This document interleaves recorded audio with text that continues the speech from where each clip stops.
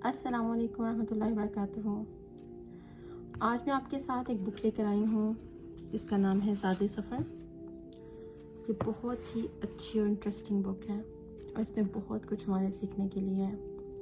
जैसे कि आप इसका फ्रंट पेज देख रहे हैं, ज़िंदगी एक सफ़र और आखिरत उसकी मंजिल है। इस सफ़र को कामयाब बनाने के लिए वही इलाही से रहनुमाई हासिल करना ज़रूरी है।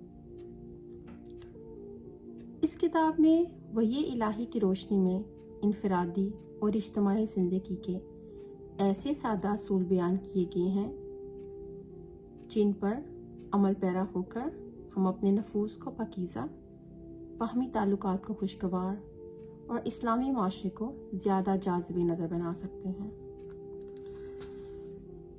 ज़ादे सफ़र।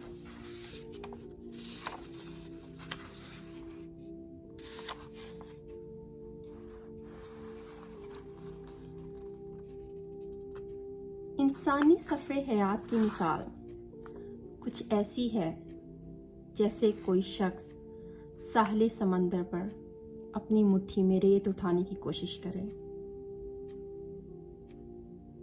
उसकी पूरी कोशिश के बावजूद भी रेत उसके हाथों से निकलने की जगह बना लेगी। वक़्त भी हमारे हाथों से ऐसे ही निकला जा रहा है। हम आखिरत के खरीदारों के पास भी वक्त का कीमती सरमाया तेजी से खत्म होता जा रहा है। कोई चाहे या ना चाहे, हर इंसान अपनी आकबत की तरफ गामज़न है। लेकिन खुशनसीब हैं वो लोग जो इस सफ़र में फिसलते वक़्त को रोकने की बजाय इसको दुरुस्त तौर पर इस्तेमाल करते हुए हर जाविये से अपनी इस्लाह करते जाते हैं। इस्लाम एक ऐसा दीन और तरीक़ा ज़िंदगी है जिसने हमें बावकार अंदाज में पूरे गलबे और तमकनत के साथ अक़वामे आलम में जीने का हुनर दिया। दुनिया और आखिरत में कामयाबी की राह बताई। दुनिया को आर्जी और आखिरत को दायमी क़यामगाह बताया। दुनियावी ज़िंदगी के सफ़र को कामयाब और खुशगवार बनाने के लिए ये खसूसी किताब तरतीब दी गई है और इसमें ऐसे मज़ामीन चुने गए हैं जो मुख्तलिफ मजाज रखने वाले और मुख्तलिफ हालात से दुचार होने के बावजूद दीन की सरबुलंदी के लिए मुसलसल जद्दोजहद करने वाले कारकुनों के लिए ज़ादे सफ़र का काम दे सकेंगे। अपनी शख्सियत को बेहतर से बेहतर बनाने के लिए इन मज़ामीन का मुतालिया नहायत मुफीद रहेगा। अगर हम नेक्स्ट देखें तो बहुत ही खूबसूरत, जो मैं आपको ये पढ़ के सुनाऊं।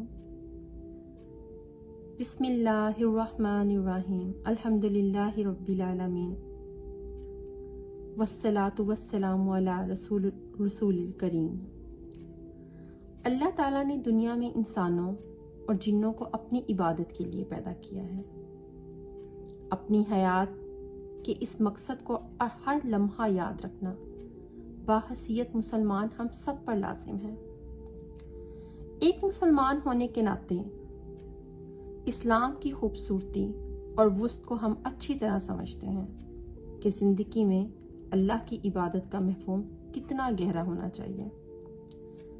इस्लाम सिर्फ मखसूस अज़कार या रस्मी इबादत का नाम नहीं, बल्कि ये वो तरीक़ा ज़िंदगी है जो हर शोबे में इंसानों की भरपूर रहनुमाई करते हैं, उन्हें करने के काम भी बताता है और साथ ही ना करने वाले कामों की भी एक मुकम्मल फहरिस्त जारी करता है ताकि उसके पैरोकारों को सिराते मुस्तकीम पर कदम जमाने के लिए चलना आसान हो जाए।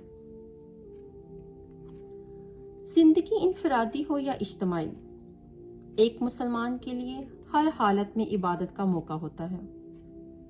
मामला चाहे इखलाकी हो या माशी, दुनिया के गम हो या आखिरत का खौफ, इंसानी ताल्लुकात की कशीदगी हो या ईमान की कमी के बायस सीने की घुटन, हर हाल में इंसान अपनी मुश्किलों और मसाइल के हल चाहता है। यही सब कुछ जिंदगी के वो ताने बाने हैं जिनमें उलझ कर सिर्फ एक फर्द नहीं बल्कि कौमें और नस्लें ज़ाया हो जाती हैं। ऐसी हालत में परेशानियों का हल याद इलाही है। सूरत राद आयत नंबर 13 में अल्लाह ताला फरमा रहे हैं, जान लो अल्लाह के जिक्र से ही दिल इत्मीनान पाते हैं। आजकल के हालात में इंसानों को अल्लाह की इबादत की दावत देते रहना और अपने मकसद वजूद की याद दहानी करवाना एक मुसलसल करने वाला काम है, क्योंकि वो इब्ने आदम ही है जिसे निस्यान भी लाहक है और वह भूल जाया करता है। और इससे पहले हमने आदम से एक अहद लिया था, लेकिन वो भूल गए, हमने उनमें अज़म ना पाया। इस सूरह तौहा की आयत है। अपनी जिंदगी को अल्लाह के दीन की अकामत की कोशिश में लगाने वाली बहनों के सफ़र को बेहतर बनाने की एक और कोशिश ज़ादे सफ़र के इन्वान से एक काविश है, जिसका मकसद दिलों में अल्लाह की याद को बेदार रखना है,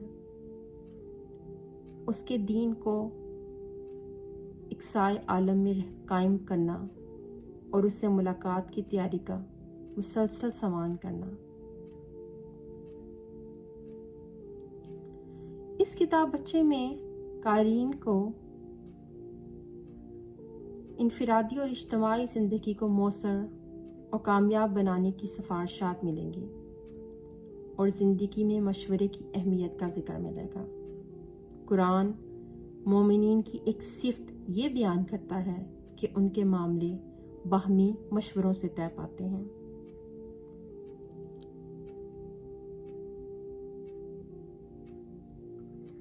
माशरे की पहली इकाई यानी घर को बसाने के लिए निकाह के मकासद और तरीक़ा कार का जिक्र है और साथ ही हर सतह पर ताल्लुकात इंसानी को बेहतर बनाने के लिए शरअ सदर के बेहतरीन नुस्खे बताए गए हैं और वो असबाब भी बताए गए हैं जो शह नफ्स का बाइस बनते हैं।